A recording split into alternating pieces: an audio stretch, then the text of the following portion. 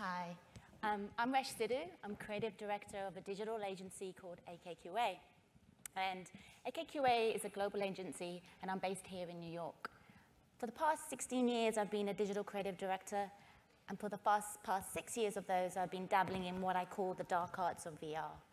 Today, I wanted to talk to you about the power of using VR and creating immersive worlds, and how that can have a social impact on society today.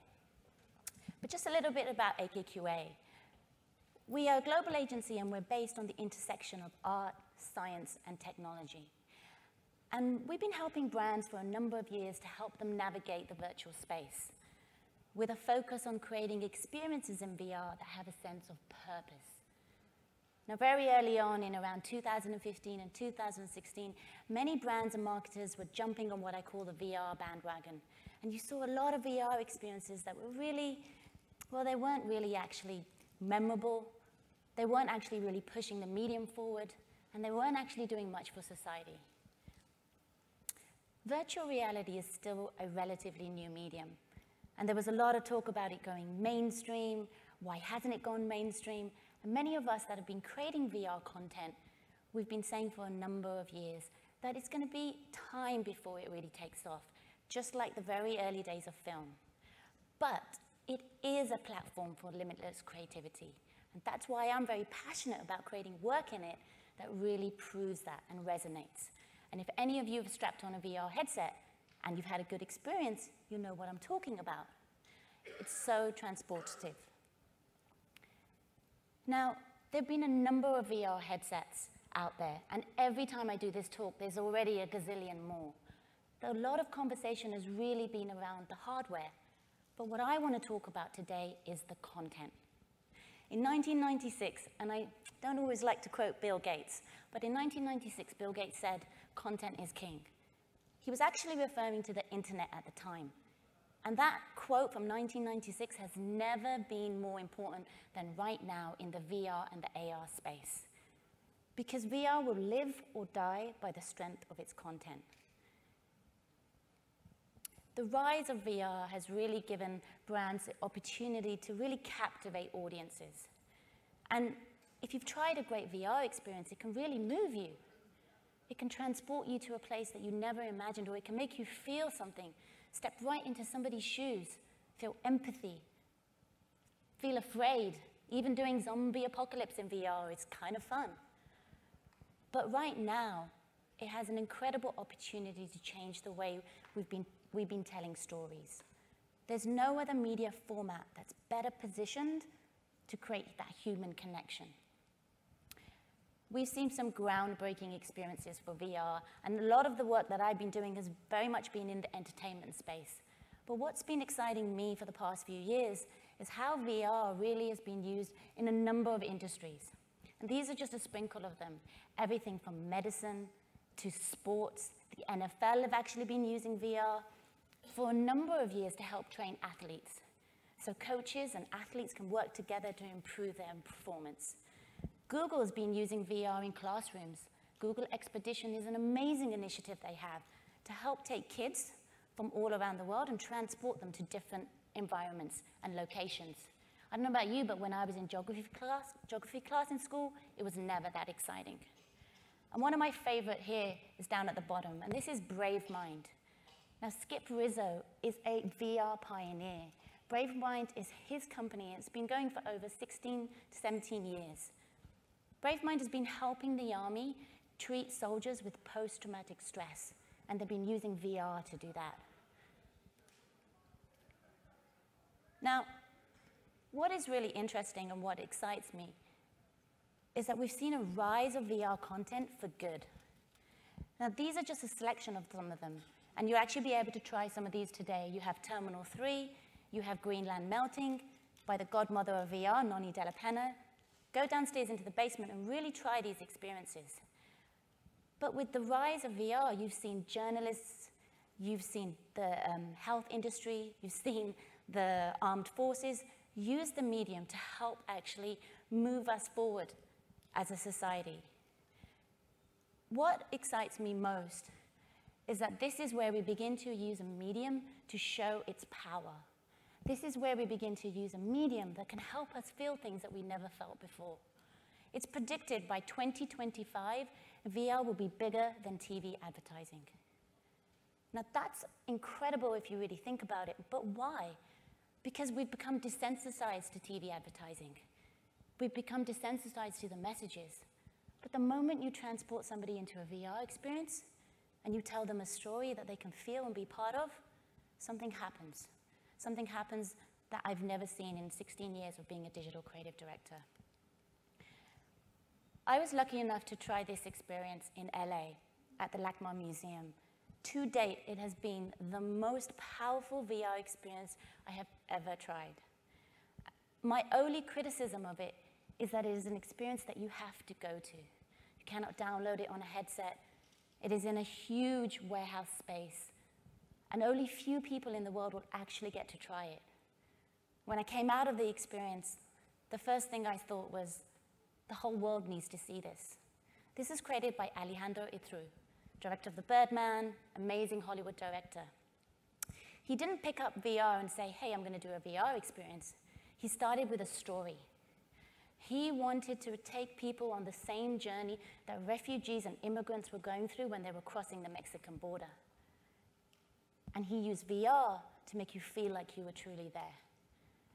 To this date, I have never tried a VR experience that has actually tricked my brain into making me think that I was right there. When you try the experience, you enter a cold room. You take your shoes off. You're walking around this cold room and you notice that there are shoes on the floor. Being a mom, obviously I gravitated towards the little child's shoe. Why is there a child's shoe here? And when you pick it up and you realize with the messages on the wall that those are real shoes from children and immigrants and refugees trying to cross the border that didn't make it. And by this point, I hadn't even tried the VR experience. I go into the room. It's vast. There's the sand from the Arizona desert. There's metal, steel from the actual border. And when you put the VR experience on, you're snapped and you're right there. In virtual reality, when you experience a story and it's so good and powerful that you trick your brain really thinks you're there. So even to this day, although I've never been there, and though I've never met or interacted with the people that were part of that experience, it feels so real. And since then, I've been compelled to do something about it. That's the power of great VR. That when you take the headset off, I want to grab you and you and you and get you to try it. And then I want to do something about the message that Alejandro wanted us to see. Virtual reality is able to captivate audiences on an emotional level that I've never seen before. And its impact on our lives and society is absolutely undeniable. It really is. But we've entered a really disruptive area of VR, with VR. Often people refer to VR as storytelling. And for me, VR isn't about storytelling. With VR, you're transporting somebody to a completely different experience.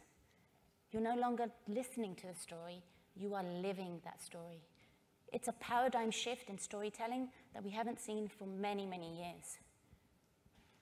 And as VR continues to evolve, the question I begin to ask myself is how will this medium impact the world and how will it impact humanity? If one experience from one director can have that impact, imagine what thousands of VR experiences can do. When you are unable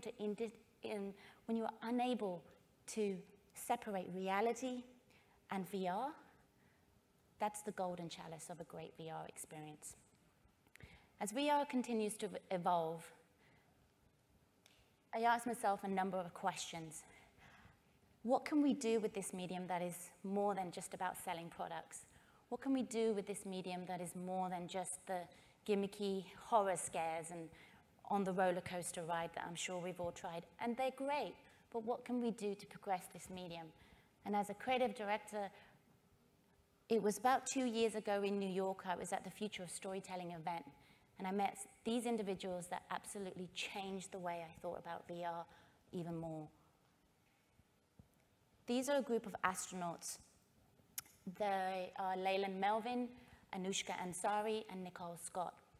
And with that group of astronauts is a group of individuals of creative minds called Planetary Collective. I was running a series of VR workshops. They were part of the FOSS for Good program. They said, hey, Resh, in your VR workshops, do you mind running a brainstorm around how VR could help our initiative? I kind of went, astronauts and VR? Who would say no, right? In the workshop, something amazing happened. The workshop was with over 30 people that had come to the event to learn about storytelling, to understand VR, and what we actually realized is the message that Constellation had was far more important. We brainstormed ideas today, and I'm excited to share part of that project with you. Constellation is a group founded by those astronauts and creatives, and they're from all around the world. And the goal of Constellation, it's dedicated to inspiring positive change. These are positive change in students, positive change in individuals like yourselves, and most importantly, positive change in decision makers around the world that actually can have an impact. They're coming together to unite humanity. They're coming together so that they can ignite the imagination of the whole world for positive change. But why? Well, some of you may recognize this image of the Earth. This is called Earthrise. In December 24th in 1968, this was a famous picture taken by astronauts of Apollo 8. Now, when I met the astronauts and when they were part of the workshop, they got up on stage very, very much like this and spoke to the workshop attendees. I don't think there was a dry eye when they stopped talking. They talked about how they each went up to space. And they went up to space, they said, we went to space to learn about space and find out what was out there. But what we actually realized is we saw Earth, and we saw our planet, and we saw how fragile it was. And when they came back down to Earth, they knew they had to come together to do something to save it. Now, what's really interesting, in all of human history, only 560 people have actually seen Earth from space like this. 560 people in all of humanity. To me, that seemed crazy. To me, we felt that if we could give people the overview effect, if they could feel what those astronauts felt, would we not be compelled to save our planet? Would it not have the same impact that it had on them? These are the astronauts that are part of the coalition. And as I said, during their time up in space, they contemplated looking back on Earth, well, what can we do? And part of our workshop, we brainstormed ideas of how we could use VR to help take an audience like yourselves back up to experience the overview effect.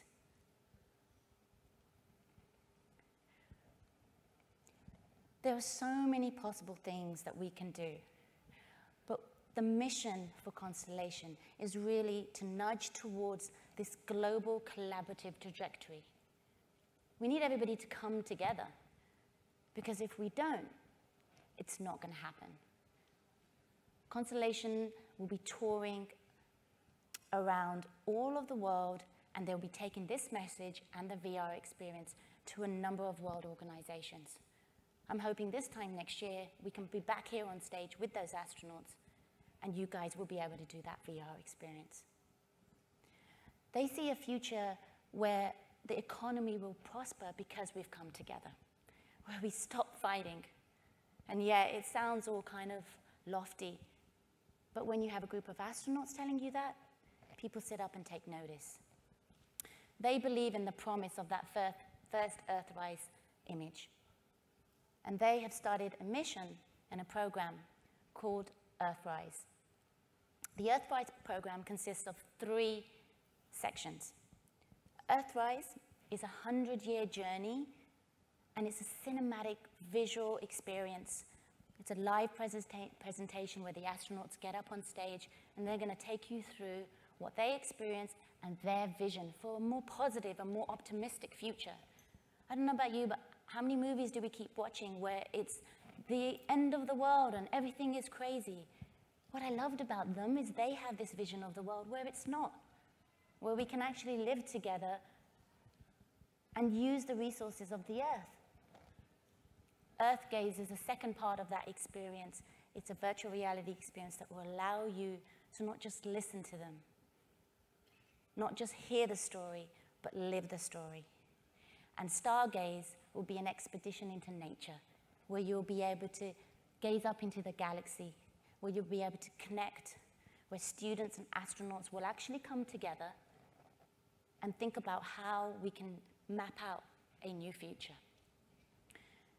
For me, the Earth Gaze experience is something that I've been very passionate about, because it demonstrates that when you use the power of VR well, when you use the power of VR to tell stories that matter, you can actually have an impact.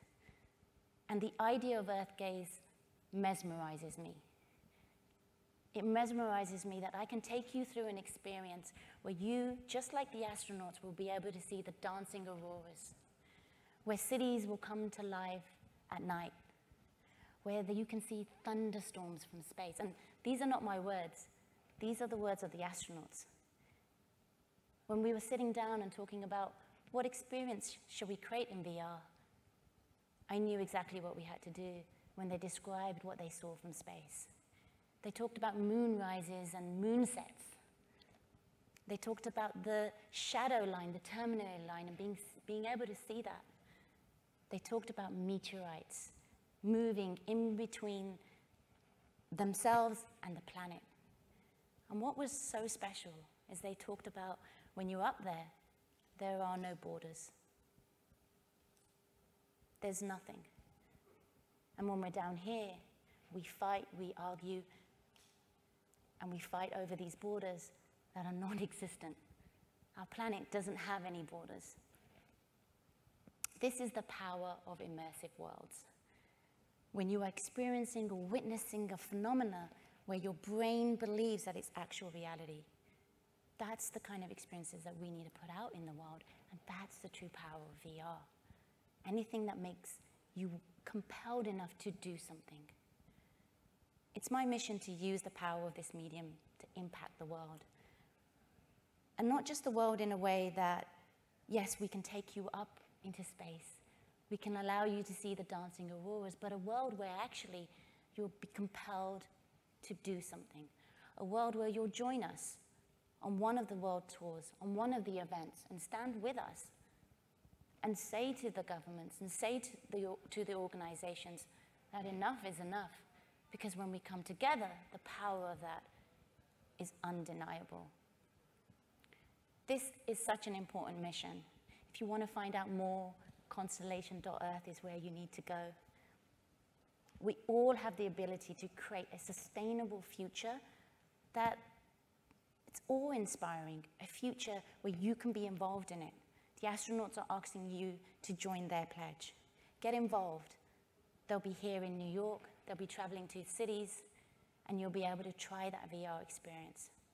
And when you come out of it, I guarantee you'll want to be part of this mission. Thank you.